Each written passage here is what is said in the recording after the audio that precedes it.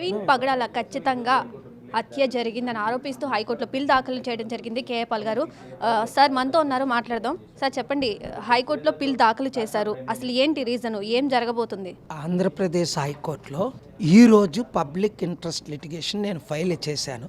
ప్రవీణ్ పగడాలకి జరిగినది హత్య లేదా యాక్సిడెంటా? నేను చూసినవి ఇంతవరకు నేను చదివిన రిపోర్ట్లు కానీ చూసిన వీడియోలు కానీ ఆయన డెడ్ బాడీని పోస్ట్ మార్టం దగ్గర చూసింది, మొక్క మీద గాయాలు ఇవన్నీ చూస్తే హత్యగానే అనిపిస్తుంది. కానీ హర్షకుమార్ లాంటి వారు అక్కడ ఎంపీ, మాజీ ఎంపీ, ఇది హత్యే అని ఆయన నా దగ్గర రుజువులు ఉన్నాయి అంటున్నారు. 100 మంది రుజువులు ఉన్నాయి అంటున్నారు. ఎందుకంటే ప్రవీణ్ పగడాల నన్ను చంపబోతున్నారని పోస్ట్ పెట్టాడు, నాకు ప్రొటెక్షన్ కావాలని పోస్ట్ పెట్టాడు. ఆయన కొంచెం కోపంగా మాట్లాడినప్పుడు క్షమాపణ అయిందని పోస్ట్ పెట్టాడు. చంపుతామని హిందువులు ముస్లింలు అయితే 4 కోసి గుడ్లు పీకుతాం, హిందువులు అయితే అని చంపేస్తామన్నారు. చంపిన వాళ్ళు కుర్రోళ్ళు కొంతమంది బయటకు వచ్చి మేమే చంపామంటున్నారు. ఇంత కన్ఫ్యూజన్ ఎందుకు? యాక్సిడెంట్ అయింది, ఓకే, ఆ ఒక్క వీడియో రిలీజ్ చేసేయండి.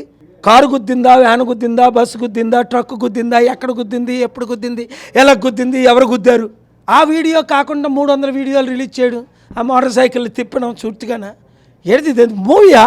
ఒక మనిషి ప్రాణం పోయింది, కొన్ని కోట్ల మందికి బోధనలు చేసిన ఆయనకి నష్టం జరిగింది. నేను హిందువుల గురించి ముస్లింల గురించి న్యాయ పోరాటం ఎన్నో చేశాను. తిరుపతిలో లడ్డు దాని కొరకు వెళ్ళి హిందువులకి న్యాయం జరగాలని నేను పోరాటం చేశాను. రైతులకు న్యాయం జరగాలని పోరాటం చేశాను. స్టీల్ ప్లాంట్ వాళ్ళకి న్యాయం జరగాలని పోరాటం చేశాను. బీసీలకు న్యాయం జరగాలని పోరాటం చేశాను. ఆర్టికల్ 14 అందరూ ఈక్వల్ని పోరాటం చేశాను. మరి ఏ ఎవిడెన్స్లు చూపించకుండా ఇది యాక్సిడెంట్ అని ఎలాగంటారు? ఆయన తాగి ఉన్నాడు అంటారు ఇప్పుడు సిఎస్ఐ. మరి ఎందుకు ఆయన పట్టుకోలేదు? ఆయనకి ఎందుకు టికెట్ ఇవ్వలేదు? ఆయన ఎందుకు అరెస్ట్ చేయలేదు? ఆయన ఎందుకు అంబులెన్స్ పిలిపించలేదు? పోలీసులు చేయవలసిన పని ఒక తాగినోడితో ఏం చేయాలి? ప్రవీణ్ పగడాల సిస్టర్ ఏమంటది, ఆయన మా బ్రదర్ కాదు, ఆయన ఎప్పుడు వైన్ తాగడు, మందు తాగడు, బీర్ తాగడు, ఏం తాగడు, ఏమి కొనలేదు లైఫ్లో ఎప్పుడును. పోనీ లాస్ట్ 6 నెలల్లో ఏం చేశాడు అని బయటికి తీయమనండి. ఇన్వెస్టిగేషన్ పక్కదారిని పట్టిస్తున్నారు కొంతమంది, నాకు తెలుసు.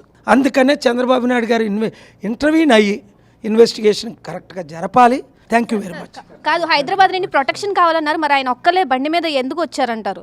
అమ్మా, నీకు ప్రొటెక్షన్ కావాలన్నప్పుడు ఇవ్వలేదనుకో, వివేకానంద రెడ్డిని ఇంట్లోనే చంపేశారు. ప్రొటెక్షన్ అడుగుతారు. ప్రొటెక్షన్ ఎంతమందికి ఇవ్వాలి, ఎవరికి ఇవ్వాలి అన్న బాధ్యత గవర్నమెంట్ది, పోలీసులది ఉంది. మరి ఆయన పనులు మానుకోలేడు కదా, ప్రొటెక్షన్ లేదని ఆయన తప్పదు కదా జర్నీ చేయడం, ఆయన పనులు చేసుకోవడం. ఎంతోమందికి భర్తల దగ్గర నుంచి భార్యలకు హాని ఉంది, భార్యల చేతుల భర్తలకు హాని ఉంది, పొలిటికల్ హానులు ఎంతో ఉన్నాయి. నేను అర్జెంట్ లేట్ అయిపోయింది. తప్పుడు ఆరోపణలు సోషల్ మీడియాలో కూడా జరుగుతున్నాయి. సో వీటి మీద ఎటువంటి యాక్షన్ తీసుకోవాలా? ఎందుకంటే ప్రజాస్వామ్యంలో మాట్లాడే హక్కు ఉందని, ప్రశ్నించే హక్కు ఉందని తప్పుడు ప్రచారాలు కూడా చేయకూడదు. ఇప్పుడు మీ దగ్గర ఏమేమి ఎవిడెన్సెస్ ఉన్నాయి? హైకోర్టులో పిల్ వేశారంటున్నారు కదా, ఏమేమి పెట్టుబడుతుంది? నేను కూర్చోబెట్టి నీకు ఇస్తాను ఎవిడెన్స్లన్నీ. సో ఓవరాల్గా ఈ కేసులో న్యాయం జరగాలని చెప్పి హైకోర్టులో పిల్ వేశారు కేఏ పాల్. మరి ఈ కేసుకు న్యాయం జరుగుతుందా లేదా, ప్రవీణ్ పగడాలది హత్య లేదంటే ఆయన యాక్సిడెంట్ అయి పడిపోయారా అనేది కూడా తెలియాల్సి ఉంది. కెమెరా పర్సన్ ఆసిఫ్తో నాగశ్రీ, విజయవాడ, మెగా 9 టీవీ.